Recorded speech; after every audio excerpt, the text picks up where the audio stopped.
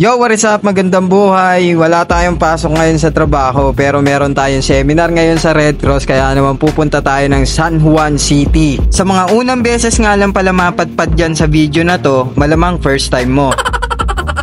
Well, ako nga pala si Patchulito, isa akong bike to work o bike commuter. Kung bakit? Bisikleta lang naman ang dahilan at paraan para makarating ako sa kung saan. Kasi wala naman akong ibang sasakyan.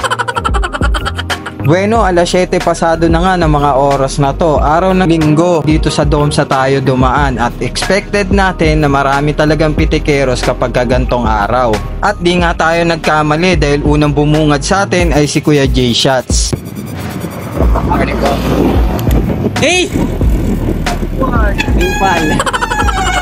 Upal ka, boss. Upal, oh.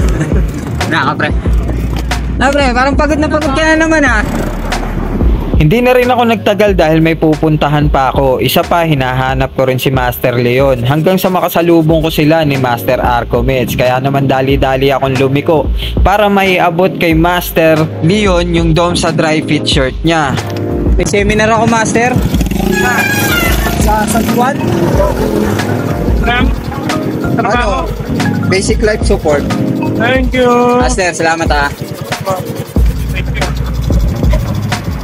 Ingat. Oh, Master Leon. Ingat, Master. Ingat.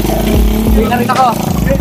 After nun, nadaanan ko naman si MD Shots at saka si paring ambisyosong Shots. Yan, isa rin yan sa mga pitikeros na masisipag dito sa Domsa.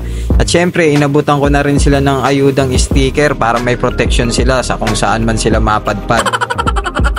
At dahil araw nga ng linggo ngayon, napakasarap magbisikleta dahil napakaluwag ng kalsada. Kita nyo naman, tamang no hands pa si Repa. At sa kahabaan nga ng Ortigas Avenue ay nadaanan ako netong mga naka-road bike. Kaya naman challenge ko ang aking sarili na makatutok man lang sana sa kanila. Hanggang sa madaanan pa nga namin itong isang naka-road bike na madadamay na lang maya-maya sa karera. Kita nyo nga naman na talaga naman nagyukuan pa ang mga master. Ako naman ay hirap na sa pagkakataon na to dahil talagang salong-salo ko pa rin yung hangin at hindi ako makadikit-dikit sa kanila. Hanggang sa yung kanina naming nadaanang naka-road bike din ay sumenyas na nga. Nako, bigla rin siyang tumulin sa mga oras na to. Kung mapapansin nyo, napakalapit ko na sana dun sa nakaberde. Hanggang sa bigla na lang nag-breakaway yung nadaanan naming naka-road bike. Bahala kayo sa mga buhay nyo. Basta magkita-kita na lang tayo dyan sa may traffic light dahil napakarami naman ng traffic light dito sa may Ortigas Avenue. Minsan talaga nangyayari ang gantong senaryo sa kalsada. Kita nyo naman, napabilis pa rin tayo kahit kawawa tayo sa mga naka-road bike. At eto na nga, abot tanaw ko pa rin sila. Wala pa rin kadala-dala sa kakahabol kahit ayaw na sa'yo magpahabol. At yun na nga, sa hindi inaasahang pagkakataon ay inabot ko na nga rito si Kokoy, ang katrabaho ko na kapwa ko rin bike to work na papunta rin doon sa pupuntahan ko. Kasalukuyan na naming binabaybay ang Cornel Bonnie Serrano Avenue. Kaya naman habang tuloy-tuloy ang padyak namin magsha-shoutout muna tayo. Shoutout kay Jerome Rebustillo, Ben Saranillo, at kay Lanobejas Alphabete. So yon, sa mga gustong magpa-shoutout pa ay mag-comment lang kayo ng hashtag pa-shoutout Patcho para mas madali nating makita. At kung nakaabot ka naman sa video na to at hindi ka pa nakapollow sa ating page, mangyari po lamang na i-like and follow itong page natin mga idol. Maraming salamat. At balik na nga tayo dyan kay Kokoy. Kita nyo nga naman at naghabol na naman din siya dun sa naka-road bike. Kaya naman parehas kami madadamay nito.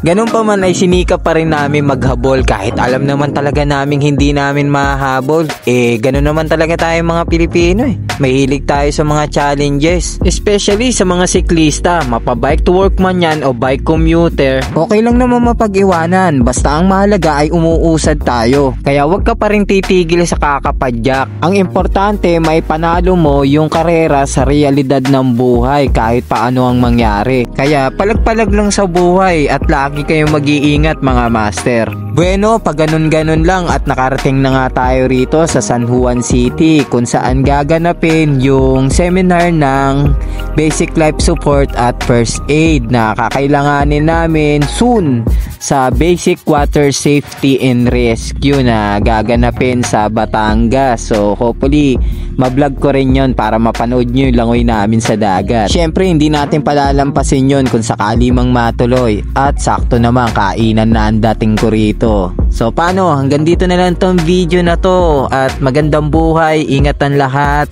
peace out.